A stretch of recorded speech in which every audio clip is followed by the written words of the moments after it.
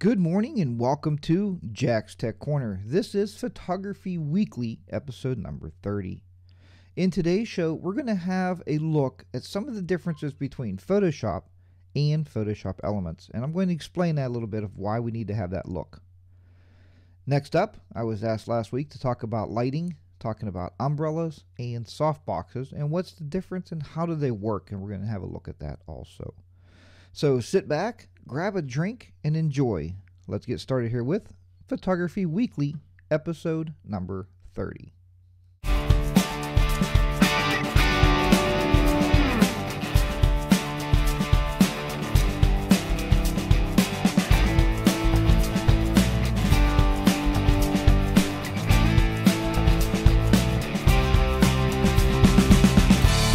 So as I said, the first thing we need to talk about this morning as we're going to get underway here, and we are going to talk about the difference between Photoshop and Photoshop Elements.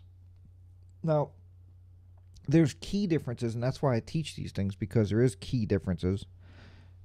And I like people to understand this, because what it happens is, I told you I went Monday to the photography conference, which was pretty amazing.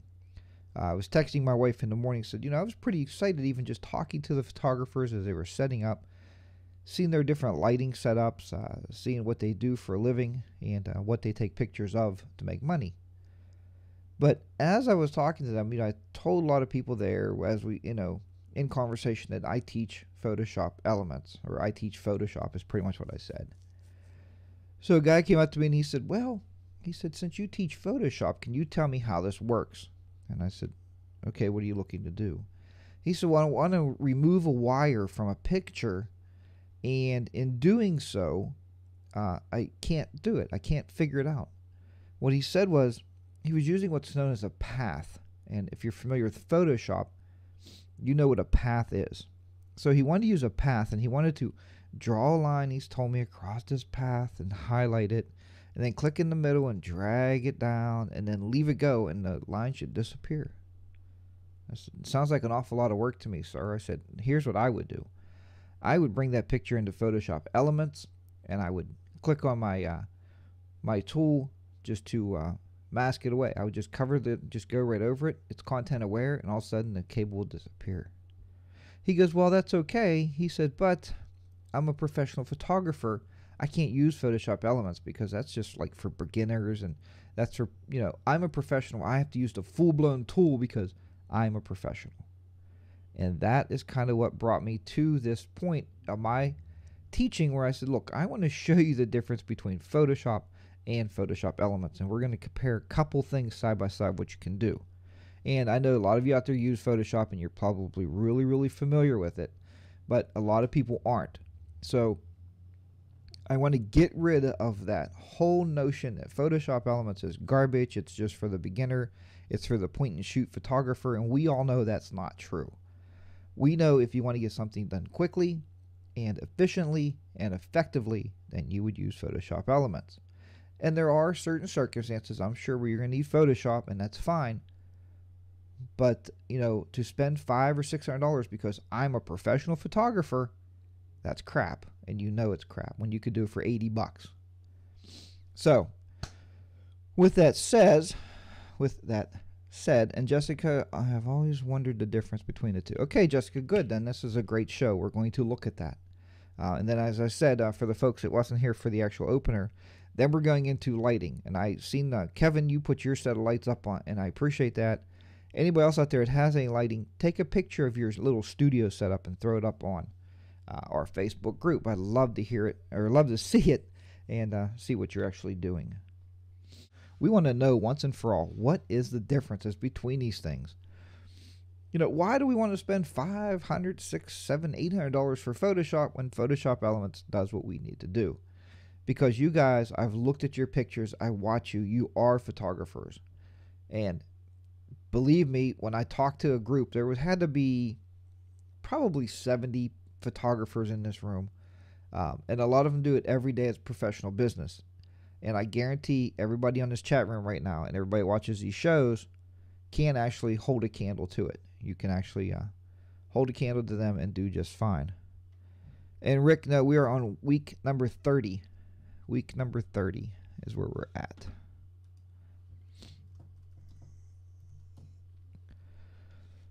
Okay.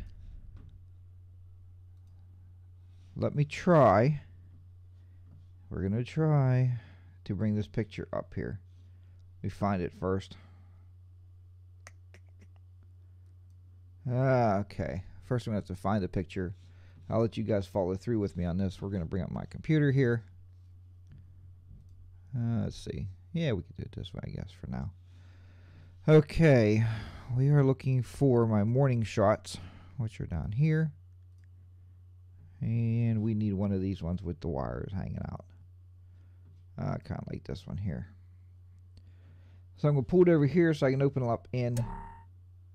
So I can open that up in Photoshop, because I have my elements, or my iPhoto. I have it set up to open up in Photoshop Elements 10.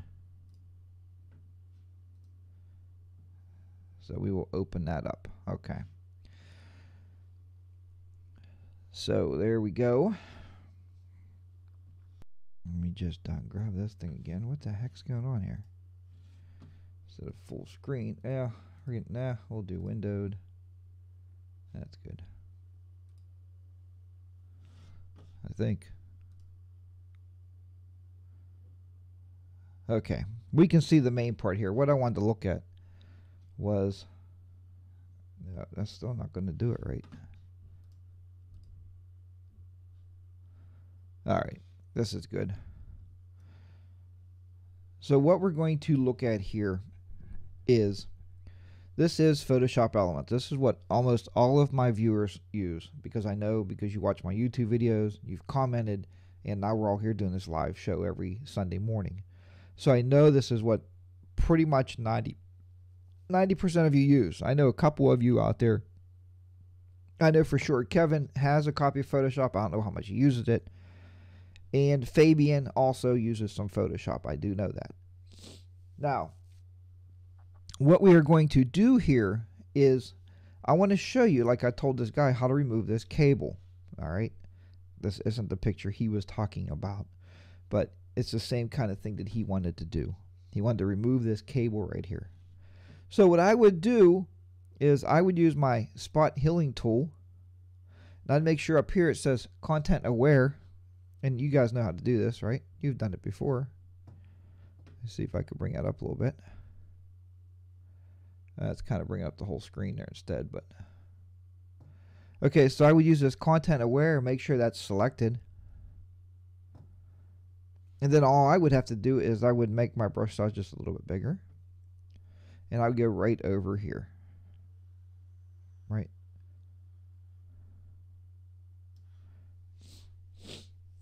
So I don't know what he was talking about paths and all that stuff and doing all this fancy stuff with paths. And I mean,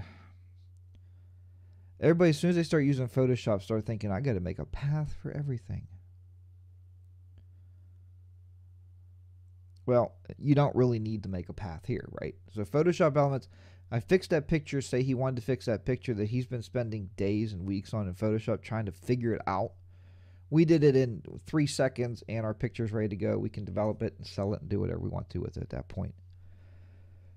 So now I want to show you that same picture in Photoshop and how you'd have to do it in Photoshop.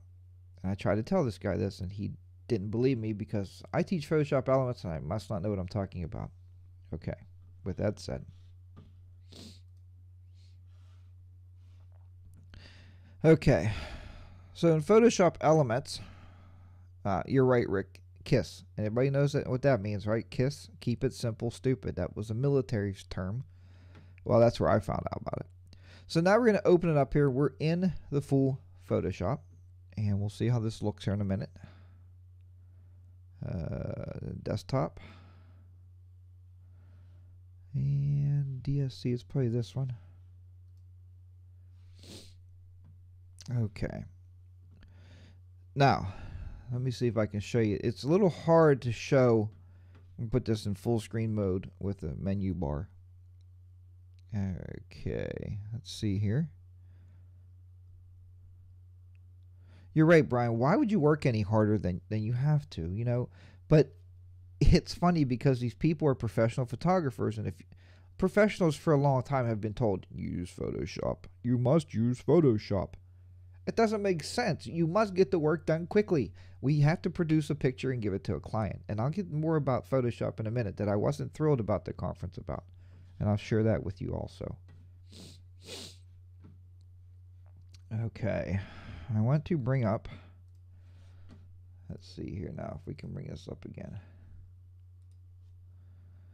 It doesn't want to pick up the actual other half of this. It's really hard to show you Photoshop because I can't show you the other side of this navigation bar. Maybe if I bring it over. Oh, here it is. We're going to look at that in a minute, so I can't do that. I don't usually teach Photoshop, and you guys know that. I know my way around it a little bit. Apparently the other guy didn't think so. So anyway, look at this here. We're going to go to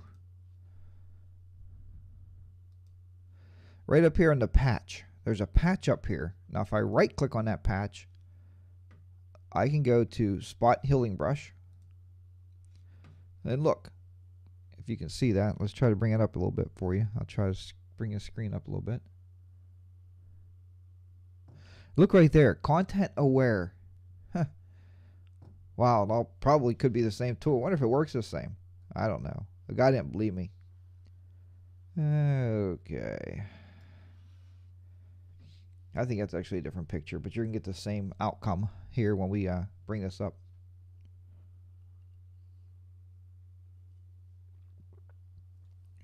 Wow, it's pretty amazing. Works exactly the same. You know, and the guy's like, you must not know this because you teach Photoshop Elements. Hey, Photoshop's Photoshop, guys. You just got to dig around a little bit. So there's two different tools. One is anywhere from $700 to $800, $600 to $800 somewhere. I don't know what the price of it is anymore. I know it's expensive and it's out of this world, ridiculous. Then there's Photoshop Elements for what, $70 to $90 depending on where you get it. And we did the same thing that we were going to do in Photoshop for a lot less. Now, why do I teach Photoshop Elements? Why is that important? Here is why it's important. Because I also teach photography. And you guys know that. To teach photography, I try to teach you to do things in camera. And I learn even more every day. If you shoot it right, you don't have to edit it. And remember, we've talked about that. If you shoot it in camera, we don't have to worry about it out of the camera. We can take it, you can look, it's beautiful, we'll deal with it, and we'll develop it. Just like these labs now, they got these labs out there also that's going to do color correction for you. I've been finding a lot of these labs out there. They weren't there. They don't know, you know, if they're looking at this barn here saying, well, that could be off pink or something. And next thing you know, they color correct it and it's wrong. So we don't want to do that. We want to have it color corrected, that I will do the color correction and keep it red. So, but here is why I teach Photoshop Elements, is because I believe it's more for the person that wants to be creative than to be the editor. And here's what I mean. Let's go back to Elements. This is our Elements right here, and this is what we're going to look at. Let me just change the source here and see if we can't get it all in here again. Here it is. Now, when we're in Elements, you guys know because you've watched my YouTube videos and we've taught this and we've talked about this numerous times over and over and over. Here's what it is. We have these tabs over here, and I tell people if you want to learn Photoshop and you want to do it slowly at your own pace with people showing you what needs to be done, then this is what you want. So we have a full editor here, and we're going to bring this up a little, try to boost this up a little bit here. Okay, so we have a full editor here. We have a create where we can create things, right? We can do photo prints, and you guys know this, photo books, greeting cards, photo counters. Because you are great photographers, you don't need a whole lot of editing, just some touch up every now and then. Photo stamps, we have more options. We can make CD jackets, DVD jackets, CD, DVD labels. We could do all this great stuff. Next thing we can do, then we can say, well, that's really wonderful. Now we have it all done. Let's go ahead and share it with our friends, because we like to share our work with our family and friends. Online albums, email attachments, share it, send it to Facebook, Flickr, SmugMug. I don't know if you use it or not, but it's there. And photo frame, if you want to send it to a memory card for a photo frame, more options. DVD, PDF, and Kodak, okay? Under edit, this is stuff you don't have, and I'm going to show you in Photoshop.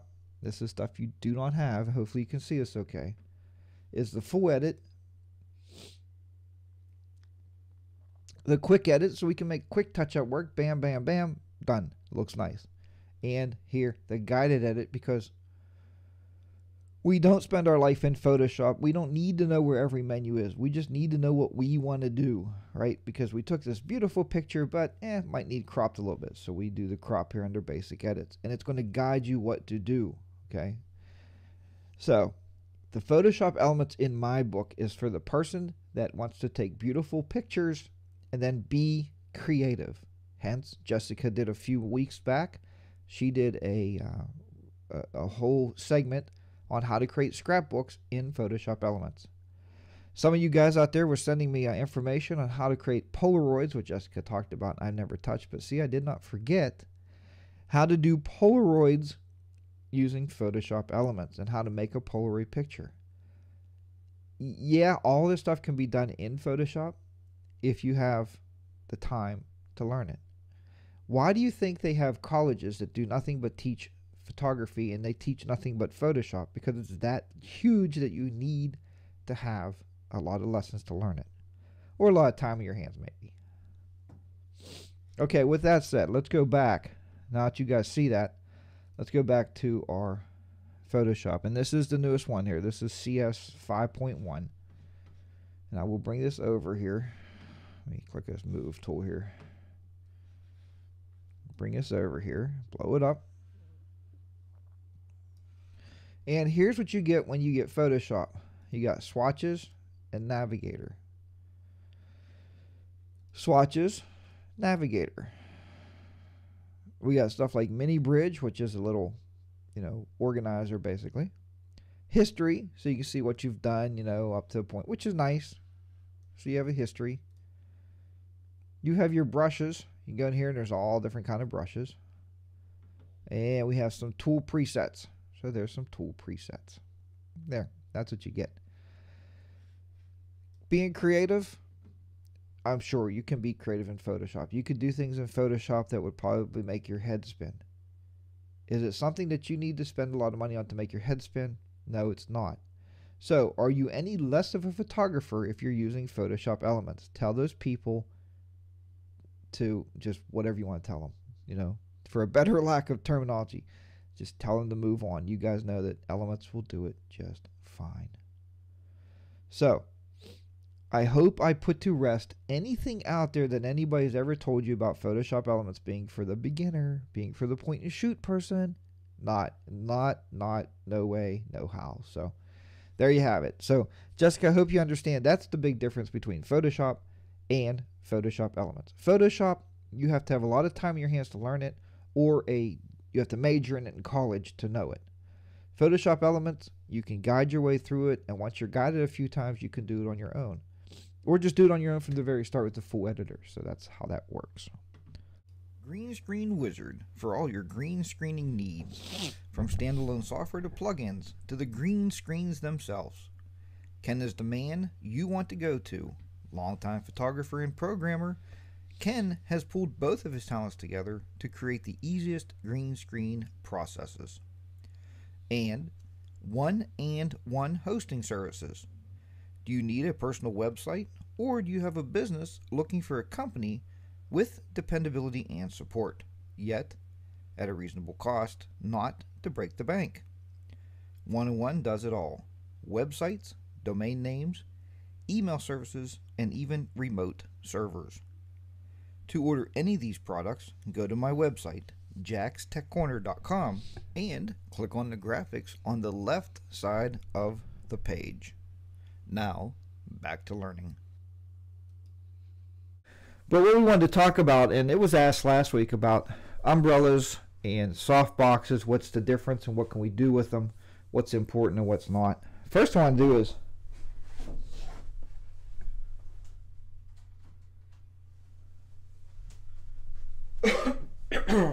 it's funny, you know, when you're on camera, it's nice to actually view something that you can see yourself. And so I flipped the part over on the camcorder so I can see what's going on.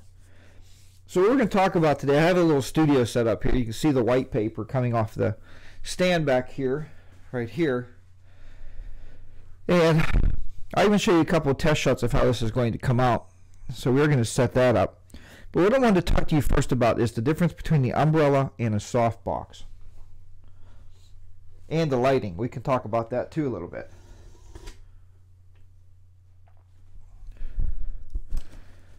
So this light here, if you can see it, I think you can, all right? Yeah, you can see that.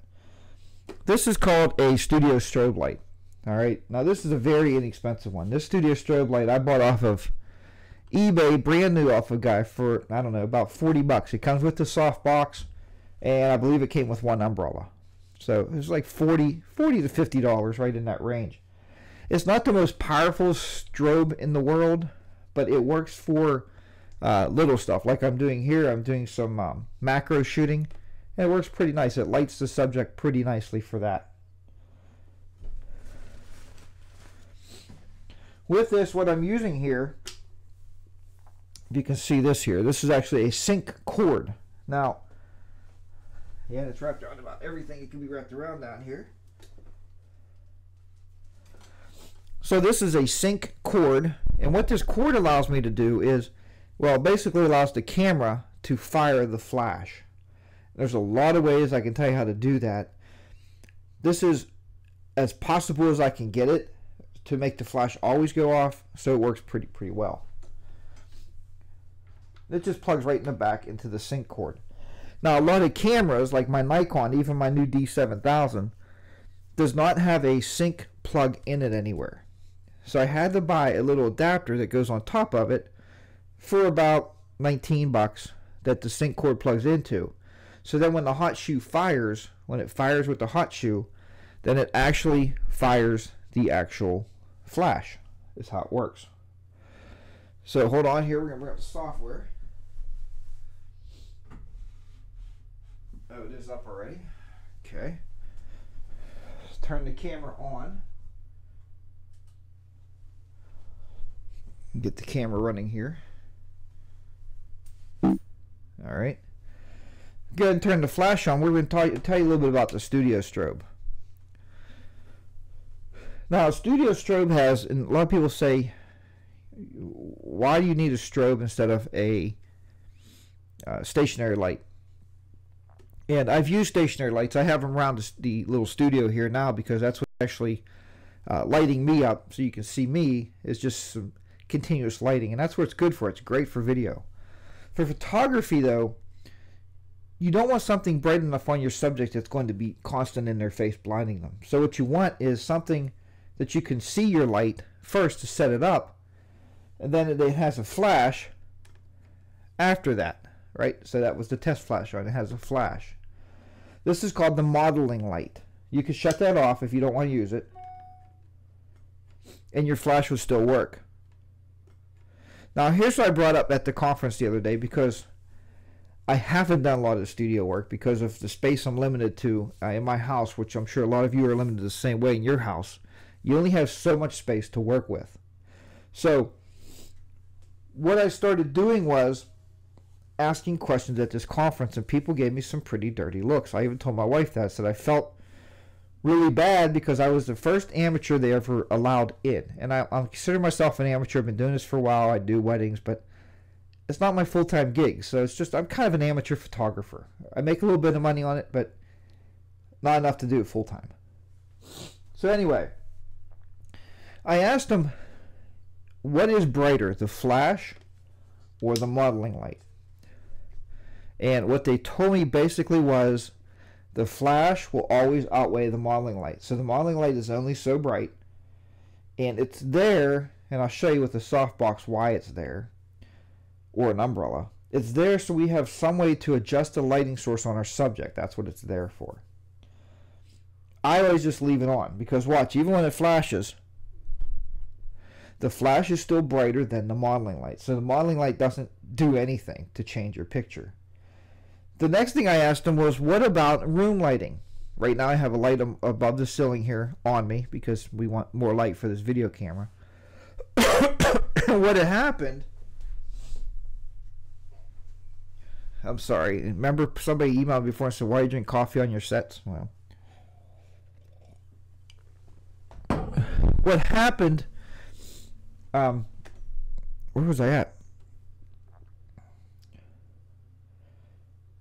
Anyway, with the modeling lights, so we got that taken care of, and the flash. What we need to talk about next then is, we talked about the light, we talked about the sync cable, and we're all ready to fire here. But what I want to talk to you first about is the umbrellas and how they work. Here's your standard umbrella. These are the cheapest way, and I asked them, I said, what's the cheapest way to get into lighting? The cheapest way is to use an umbrella. So the umbrella opens up, and there's a hole inside the studio lighting, right here. All you have to do is pass this through.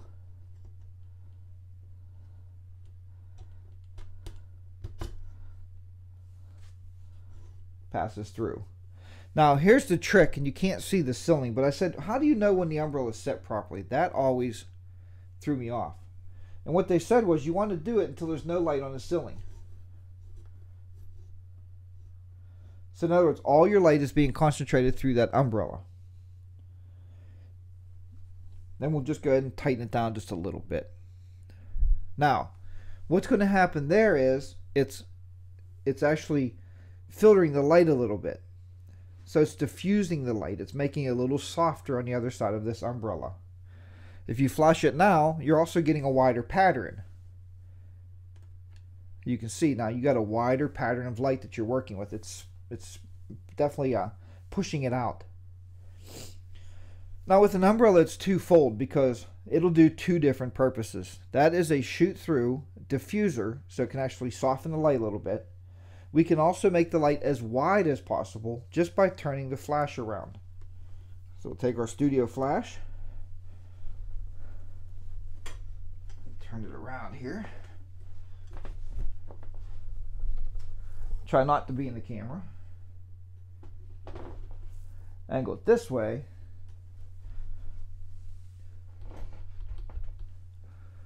And then we have a flash this way. If I can find the test button without killing myself or blinding me.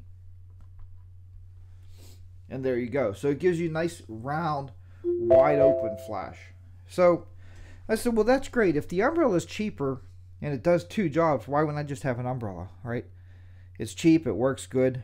So here's what we're talking about. And I said, seems like the umbrella would be what I want to buy. Well, yes and no, because it makes such a wide flash. Now you can't really control it, because when you're doing photography with strobe lighting, and there's a lot we can get into, and I actually should take some, I should scan the cards that they gave us about lighting to show you guys the lighting patterns and put them up on the Facebook site if you want them.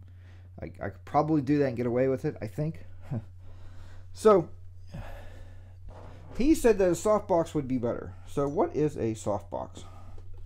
I'm sure you've seen them. We'll go ahead and take the umbrella out. Sorry about that volume earlier, guys. I didn't realize this mic was picking up that well. One other thing about an umbrella I wanted to show you. That's the white umbrella. They also make a silver umbrella. So I'll come over to the camera here and show you this a little better.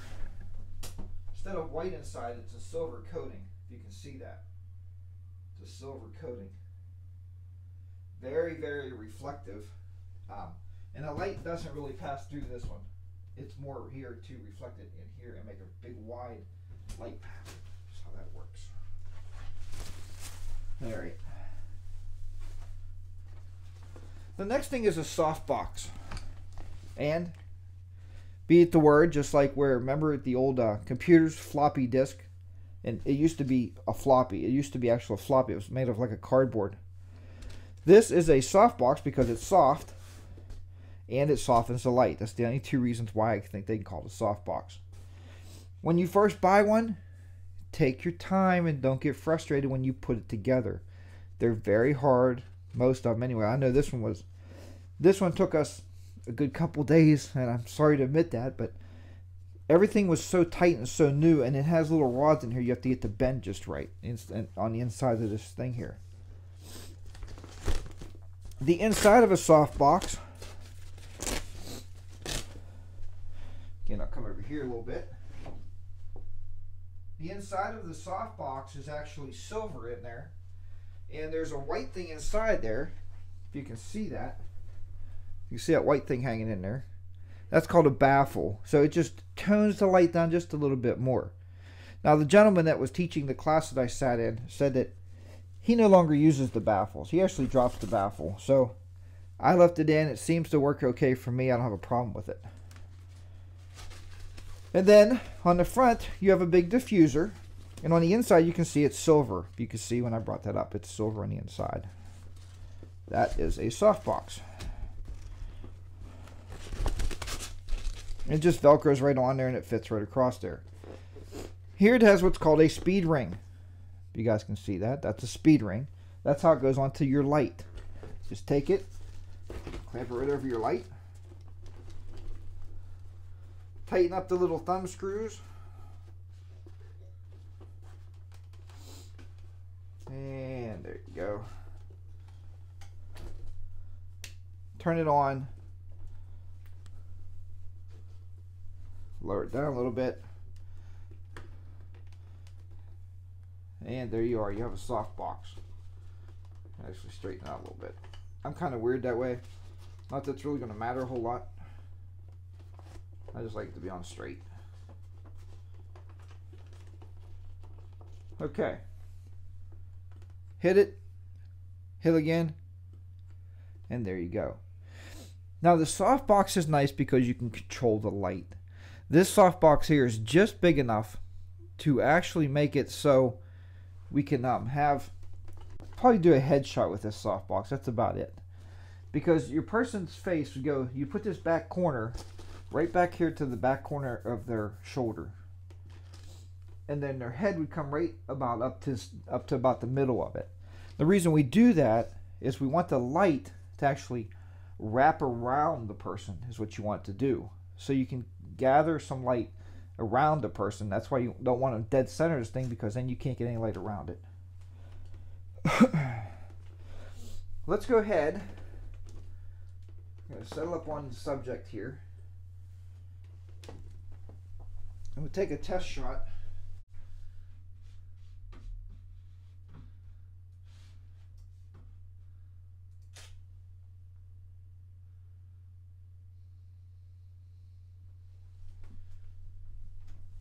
And then we are going to bring up my screen here.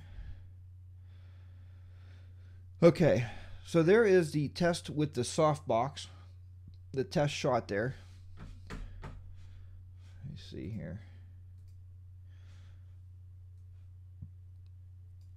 There's the test shot with the softbox.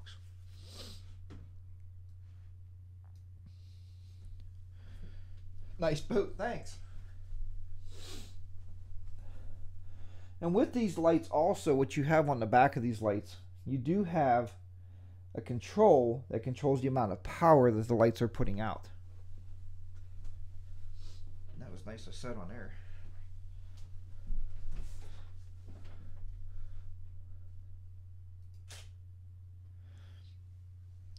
So, and there you go. So we can control the amount of power that that light is putting out, and that's what gives us our nice shot there. And then everything else, you can control your lighting based on your shutter speed.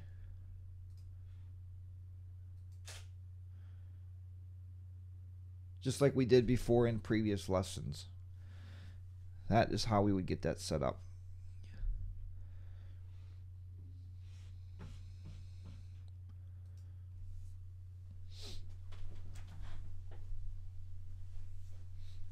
So there you go, guys. That is the softbox, and that's how it works. Like I said, I was just playing around with the studio this morning, just setting up some micro shots. I like doing a lot of that because the main thing is I have the room to do that. So there you have it. Sorry about the audio being a little loud there. Like I said, I'm not used to using this additional microphone here I have set up. But I'm glad you was able to hear me anyway. I think that's the key element here. So let me go ahead and return to my desk. I'm going to shut this mic down. I'll come back up. Well, I can't bring up the other camera there, so let me just flip this camera around here and set up on the desk here so you can see me over here. So let me go ahead and get that done. Okay, everybody, thank you very, very much once again for joining Jack's Tech Corner and Photography Weekly. This was show number 30. And hopefully I explained a little bit more to you about the differences between Photoshop and Photoshop Elements. And please don't get too hung up over that. You know, if you have Photoshop Elements, you're just fine. Remember, do it in camera. Take those great pictures in camera. Learn how to control that camera the best of your abilities. And then editing is like this much of your life. This much of your life. I know when I did the first wedding I've ever did, and you know, you learn.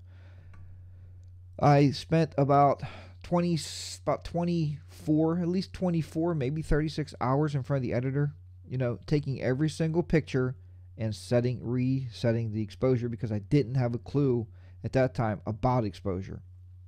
And luckily I did the wedding for a relative, and they were very pleased with it, but I wanted to look the very best. So there you have it. Take the camera, get the pictures in camera, then take a little bit of time editing, but be creative. That's what you want to be, is creative. So, and I'll tell you more about that next week. Remind me in the chat room next week, and we're going to talk just a little bit more about professional photography and entering contests. So, and I'll make a note of that too, so I can tell you a little bit about what I found out. We'll leave it as a cliffhanger for next week. So until next week, until show number 31, everybody out there, as always, keep those shutters clicking and keep the editors being creative. I'll see you next week here on Jack's Tech Corner with another Photography Weekly. So long for now.